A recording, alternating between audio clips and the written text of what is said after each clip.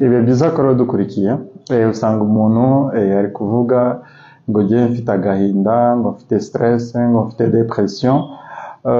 Ugasanga umuntu nyine wamuvugisha ugendeka muri iyi minsi mfite depression ntumvugishe, cyangwa washaka kuvugisha umuntu ngo njye nifite stress ntumvugishe. So ugasanga abantu bitiranya depression, stress n'agahinda nyine deprime.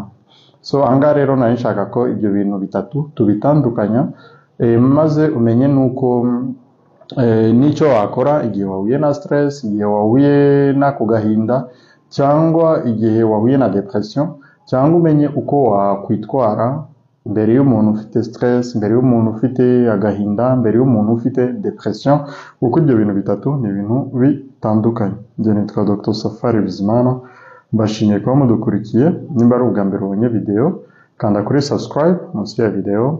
Ku bantu badukurikira kuri TikTok, wibuka gukanda kuri aka gasaraba maze dukomeze. So mu by'ukuri abantu bitiranya ibintu, kandi ugasanga n'abantu basa nkaho bashobora kuba babizi, ugasanga nyine ntabwo babizi. So stress ni igihe nyine ufite ibintu, ufite umunaniro, hari ibintu biri kukujagaraza kubera ko byabaye byinshi, kubera ko hari ibibazo bitandukanye byabaye. So stress rero ishobora kuba ari stress iri physique. Nimba ufite umunaniro, wakoze akazi kenshi ugataha wananiwe, uri kuribwa umutwe, uri kuribwa umugongo, uri kuribwa, ibyo ni stress. Stress ishobora kuba iri physiologique. Stress physiologique akenshi ishobora guterwa nuko ushonje, nuko umaze igihe umwanya runaka utanyweye amazi, bitewe n'ibintu byinshi bishobora guhungabanya imikorere y'umubiri wawe. Ibyo byose babyita stress.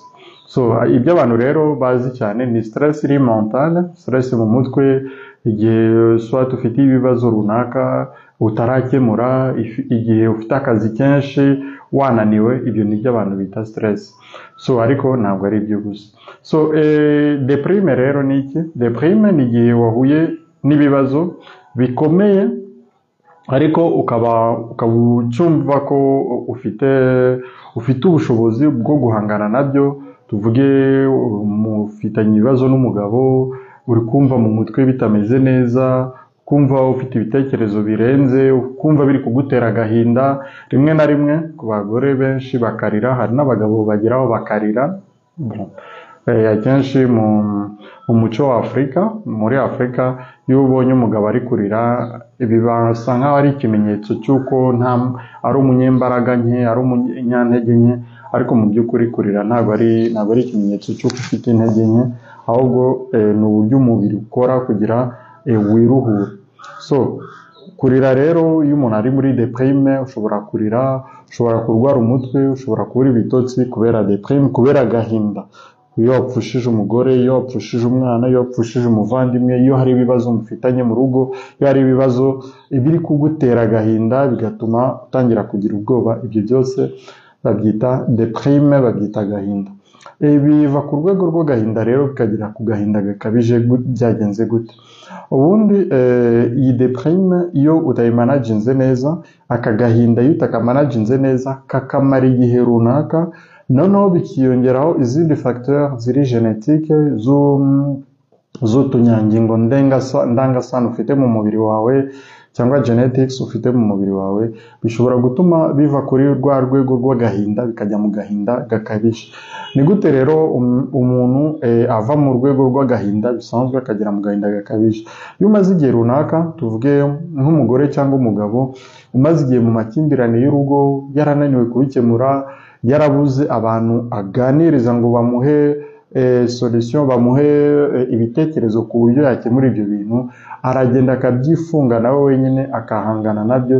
Ibyo bibazo rero iyo byamurushije imbaraga, nibwo atangira kumva afite icyo bita vide emotionnelle, akumva muri we ntacyo amaze, agatangira kwishinja, agatangira kuvuga ngo si byose byabaye, si njye wabiteye, agatangira kwibaza ese ubundi jyewe maze iki, ni gute naba narakoze ibi, agatangira kubara ibintu yakoze, noneho akareba resultat cyangwa umusaruro yabikuyemo, ugasanga noneho conclusion ye ari ukuvuga ko ibi byose rero nakoze nimba ibi byose byaratanze umusaruro untera agahinda nk'aka ngaka, byaba byiza niviriye ku isi nkipfira, bikaba bigahuriramo nyine.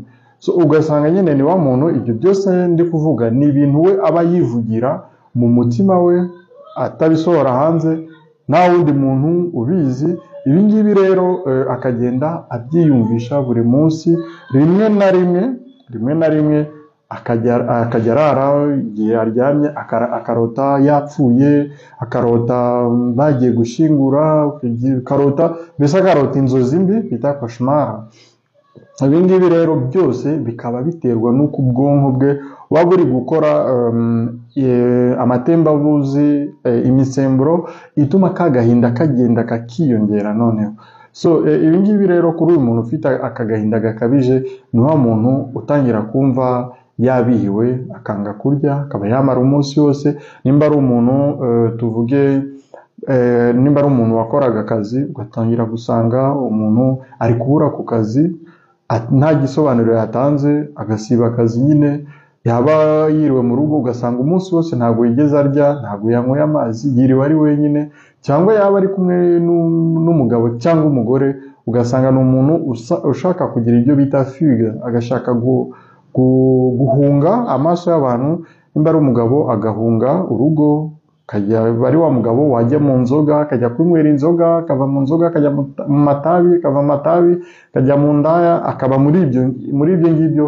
Wowe ukagira ngo ni umugabo wadukanye ingeso mbi, kandi mu by'ukuri ari depression yagize. Cyangwa ukaba wagira ngo ni umugore wadukanye ingeso mbi, ni umugore wananiranye, kandi mu by'ukuri ibyo byose byaratewe na depression, byaratewe n'agahinda gakabije gatewe n'amateka cyangwa na stress cyangwa n'agahinda kari kamaze igihe yananiwe ku managinga. So ibi ngibi rero nari kuvuga ku by'agahinda. Ikindi, umuntu ufite stress, ubundi umuntu ufite stress agira agitation, ni wa muntu ushobora kugutuka, ni wa muntu ushobora kukubwira nabi, ni wa muntu ugenda yihuta, ni wa muntu urakara vuba. Bene abo bantu akenshi bari muri faze ya stress. Iyo uvugishije umuntu akakubwira nabi, wasanga muri kuvugana, aho kugira kubwire yitonze akakubwira ari kugukabukira, mwaba muri mu rugo umugore n'umugabo, ugasanga ni wa mugore uri kuvugira hejuru cyangwa umugabo uri kukuvugira hejuru, akavuga ari kukubwira nabi. Kenshi umuntu aba ari muri iyo faze ya stress. Ishobora kuba ari stress iri mentale, stress yo mu mutwe, ishobora kuba ari stress physique, akenshi biba ari ibyo bibiri.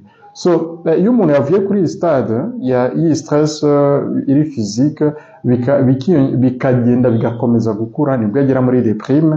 Hahandi umuntu wari umaze igihe mushwana, muvugana nabi, ikindi gihe waza ngo mugire icyo muganira ugasanga yacecetse, washaka kumuvugisha ukabona nyine ko ari umuntu udashaka ko mukomeza kuganira, akicecekera, akaguma ari aho mu gahinda yigunze, rimwe na rimwe akarira, akumva ntacyo bimaze, akumva arananiwe, asa nkaho yavunaguritse, kandi mu by'ukuri nta kintu yakoze. Umuntu aba afite deprime. Yavuye muri iyo stage nibwo ashobora kwinjira muri stage y'agahinda gakabije.